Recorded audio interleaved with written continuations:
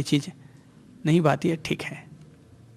मान लीजिए कि अगर मिर्ची तेज लगती है तो ये कहकर इनकार नहीं करूंगा कि मिर्ची मुझे तेज लगती है, तब ये करूंगा कि अपनी रोटी का कौर मिर्ची के एक टुकड़े को भी 3 टुकड़े करके उससे खा लूंगा, पर इनकार नहीं करूंगा, क्योंकि वो वस्तु अगर इनकार करता हूं तो हमारे लिए राग द्वेष का संकल्प विकल्प जगाने वाली वस्तु बन जाती है, निमित्त बन जाती है। तो ठीक है, इसका भी मजा ले लेते हैं भाई। कम अनुकूल रहती है तो कम खा लेंगे, ज्यादा अनुकूल रहती है तो ज्यादा खा लेंगे, पर नटेंगे नहीं। जो नटे उसकी कटे,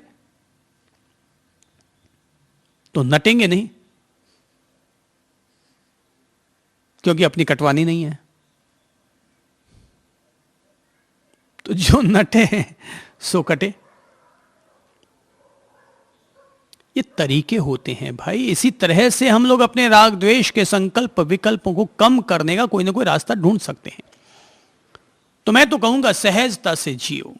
जीवन को हम जितनी सहजता से जिएंगे, जितनी सहजता से जिएंगे, हम जीवन को उतना ही सुख के साथ जी सकेंगे।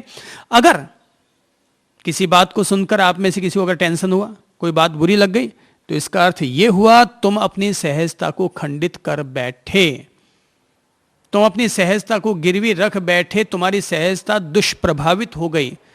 ठीक है, कह दिया कह दिया। जैसे मान लिए किसी ने मुझे 4 शब्द कह दिए तो कह दिया, तो कह दिया, क्या हो गया? ठीक है, इज दैट सो? ओके, कोई बात नहीं, ठीक है। ये मस्ती होनी चाहिए। जिंदगी एक मस्ती है।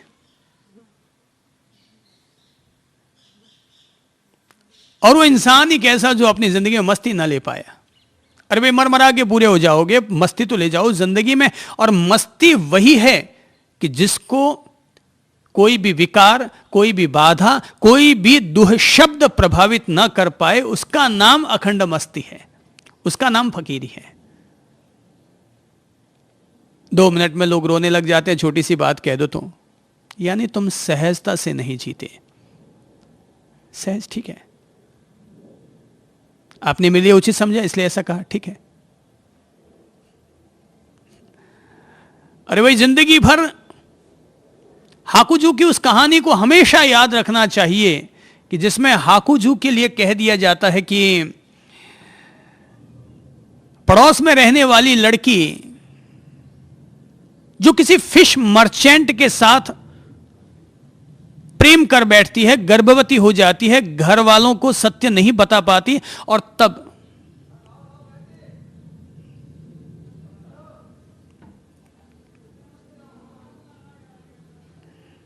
नाम संत हाकुजू का ले बैठती है। और जब घर वाले हाकुजू के पास जाकर के ये बात कहते हैं,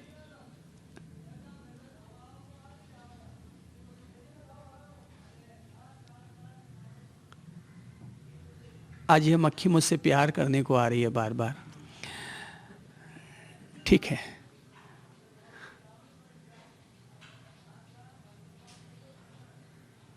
कर लो, प्यार कर लो।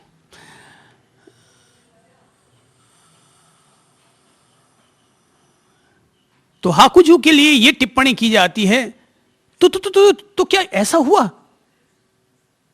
तुमने क्या ऐसा कर डाला? तो उसकी प्रतिक्रिया में भी हाकुजू इतना ही कहते हैं, ओ तो ऐसा है क्या, ठीक है। और अपने ऊपर लगाए गए लांछन को, कलंक को वो सहजता से ले लेती है, झेल लेती है, ठीक है, वो झेल लेता है, ठीक है। और कहते हैं 4 साल के बाद जब वो लड़की मृत्युशैया पर होती है तो मरने से पहले प्रायश्चित करना चाहती है, और वो कहती है कि मैं ये सत्य उद्घाटित कर देना चाहती हूं कि मेरा जो बच्चा है वो उस संत का नहीं है, वो एक फिश मर्चेंट का है।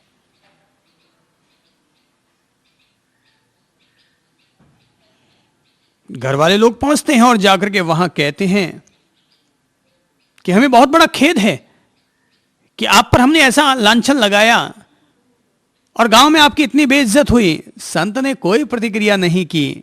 यह है भाई असली वीतराग और वीत द्वेष भावना कि संत ने कहा, ओ ठीक है, ऐसा है क्या, ठीक है।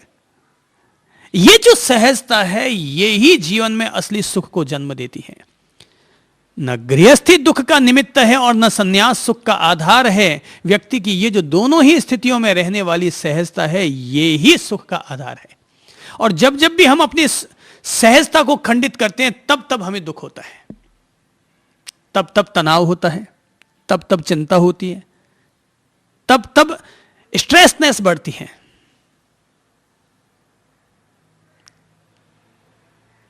अगर व्यक्ति प्रकृति की इस व्यवस्था को समझ जाए कि सब कुछ परिवर्तनशील है, ये भी बदलेगा वो भी बदलेगा, तो ठीक है, फिर ओके चलेगा,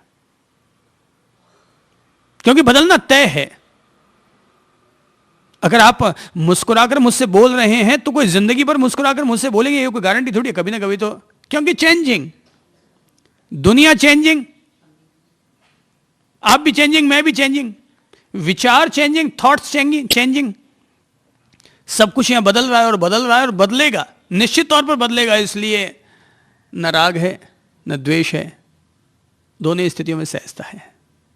इस बात को दिल में उतार लो भाई बहनों, कि दोनों ही स्थितियों में सहजता। अगर मैंने दो टेढ़े शब्द कह दिए अथवा मैंने दो शब्द कहे और आपको टेढ़ा लग गया और आपने अगर अपने मानसिकता को प्रभावित कर डाला, तो याद रखना मेरे दो शब्द आपके जीवन की शांति के कसौटी बन गए और तुम उस कसौटी में असफल हो गए, फेल हो गए। तो जितनी बार अगर कसौटी कसी जाए, अगर इंसान 10 बार कसौटी पर खरा उतर जाता है, तो 11वीं दफा कहने वाला व्यक्ति तुम्हारा गुलाम बन जाता है।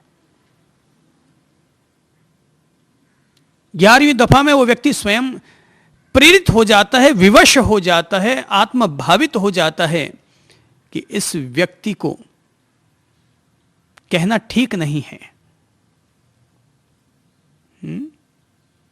जैसे कि एक पिता अपने पुत्र को डांट लगाता है, हालांकि बेटा सच बोल रहा है कि पापा मेरे द्वारा ऐसा हुआ, तब भी पापा जी थप्पड़ मारते, तूने ऐसा किया, बदमाशी की, ये किया वो किया। तो एक बार थप्पड़ आके गिरती है, मगर फिर भी बच्चा घबराता नहीं है। दूसरी दफा फिर वो सत्य बोलता है, फिर थप्पड़ आके पड़ती है, तीसरी दफा फिर ऐसा ही कुछ हो जाता है और फिर सत्य बोलता है बेटा। तो पापा जी केवल डांट के रह जाते हैं, पर चौथी बार जब वो सत्य बोलता है, 5वीं बार जब वो सत्य बोलता है, तो पापा जी को भी लगता है भाई इसको डांटना बेकार है, इसने अपना सत्य कह दिया। और जब 10 बार ऐसी घटना घट जाएगी, तो 11वीं दफा में पापा जी के मन में ये श्रद्धा, ये आत्मविश्वास, ये भरोसा जग जाएगा कि मेरा बेटा कभी मेरे सामने झूठ नहीं बोलेगा। अगर गलत होगा तब वो कह देगा, बाकी गलत तो मुझसे भी हो सकता है, उससे भी हो सकता है, पर वो झूठ नहीं बोलेगा मेरे सामने। 10 दफा डांट पड़ सकती है, तो 1 महीने में 10 दफा डांट पड़ी, लेकिन बाकी जिंदगी के लिए सत्य ऐसा स्थापित हुआ कि जिंदगी भर के लिए हम अपने पिता के दिल में जगह बना चुके हैं।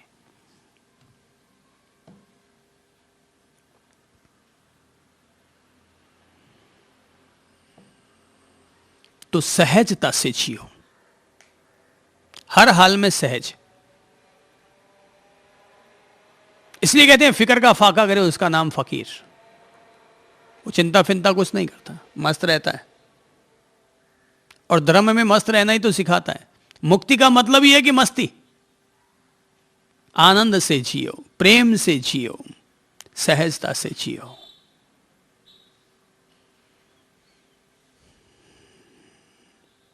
और खास तौर पर अपनी निंदा को सुनकर, अपने प्रति कड़वे वचनों को सुनकर, अपने प्रति लगाए गए आक्षेपों को सुनकर,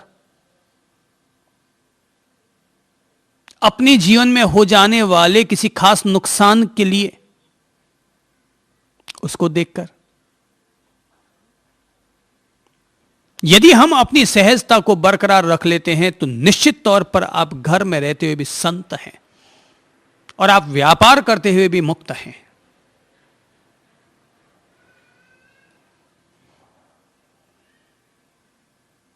तो पहली बात यही है, सहजता से जियो, सहजता से जियो, सुख से जियो।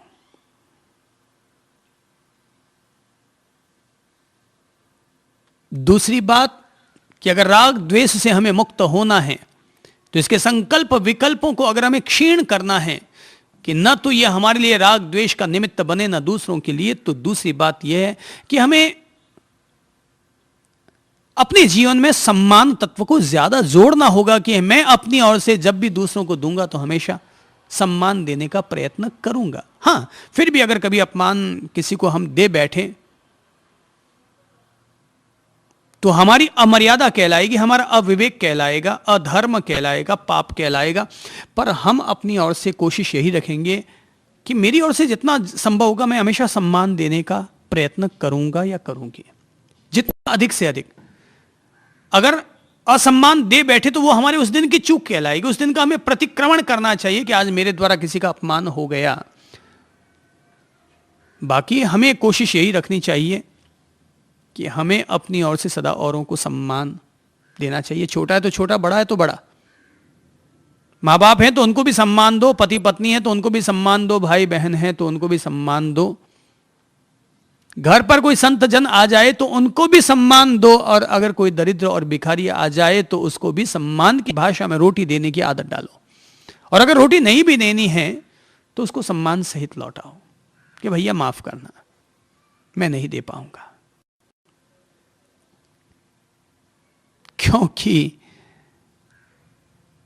भिखारी के पास भी एक आत्मा है,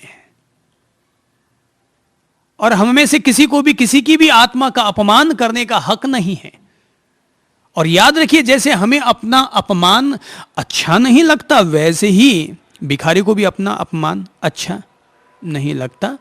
तो हमें आदत में ले लेना चाहिए कि मैं अपनी ओर से सम्मान देने का प्रयत्न करूंगा। बच्चे हैं तो भी उनको सम्मान के साथ बोलो। हर समय क्या डांट लगानी, ठीक है, कभी कभार लगा दी, पर हर वक्त अगर डांट लगाएंगे तो मेरे भाई बहनों जरा एक बात बताओ कि मैं भी अगर महीने 2-4 महीने में अगर एक बार कड़काई के साथ बोल जाऊंगा तो आप बर्दाश्त कर जाएंगे। पर अगर मैं भी, भले आप मुझे गुरु मानो, भगवान मानो, संत मानो, XYZ कुछ भी मानना, वो जो भी आप मानते हैं मानो, पर अगर मैं रोज रोज अगर कड़काई के साथ बोलने लग जाऊंगा कौन बर्दाश्त करेगा, कौन करेगा। माना कि सासू माँ होती है, और माँ अगर कुछ कह दे तो उसको बर्दाश्त कर लिया जाता है, पर सासू भी अगर रोज रोज बोलेगी, रोज रोज टोकेगी, रोज रोज अगर कड़काई का उपयोग करेगी तो भाई कड़क तो फिर लकड़ी होती है, और लकड़ी की मार कोई भी बर्दाश्त नहीं करता। हाँ, कभी कभार चल जाता है, कभी कभार अगर कड़क बोल जाओ तो उसको माफ भी किया जा सकता है, पर रोज रोज अगर कड़काई का उपयोग करोगे तो फिर राग और द्वेष के अनुबंध प्रगाढ़ होंगे।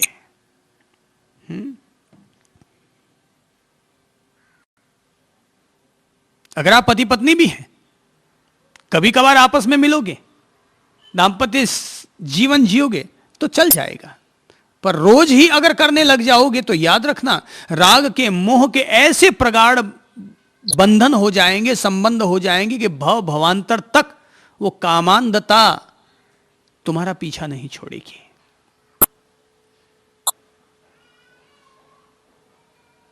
तो सहजता, वीतराग और